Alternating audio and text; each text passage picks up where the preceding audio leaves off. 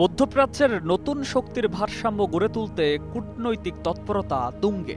সেই প্রেক্ষাপটেই আগামী নভেম্বরে 3 দিনের সফরে ওয়াশিংটন যাচ্ছেন সৌদি আরবের ক্রাউন প্রিন্স মোহাম্মদ বিন সালমান। সফরে মার্কিন প্রেসিডেন্ট ডোনাল্ড ট্রাম্পের সঙ্গে তিনি সাক্ষাৎ করবেন।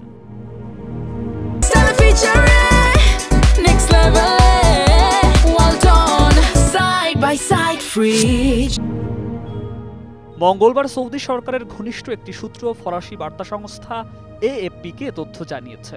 নাম প্রকাশ না করার শর্তে সূত্রটি জানিয়েছে, ক্রাউন প্রিন্স মোহাম্মদ বিন সালমান আগামী 17 নভেম্বর ওয়াশিংটন সফরে যাবেন এবং পরের দিন তিনি ট্রাম্পের সঙ্গে সাক্ষাৎ করবেন। ট্রাম্পের দ্বিতীয় মেয়াদে যুক্তরাষ্ট্রের সাথে একটি প্রতিরক্ষা চুক্তি চূড়ান্ত করতে চাইছে সৌদি আরব। ধারণা করা হচ্ছে, সৌদি ক্রাউন প্রিন্স মোহাম্মদ বিন সালমানের ওয়াশিংটন সফরের সময় এই চুক্তিটি স্বাক্ষরিত হতে পারে। আলোচনাধীন এই চুক্তিটি যুক্তরাষ্ট্র ও কাতারের সাম্প্রতিক প্রতিরক্ষা চুক্তির মতো হতে পারে।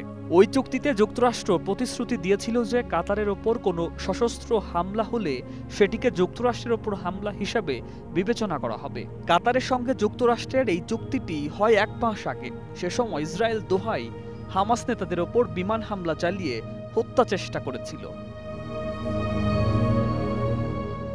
সুকান্ত সরকার, 21 টেলিভিশন।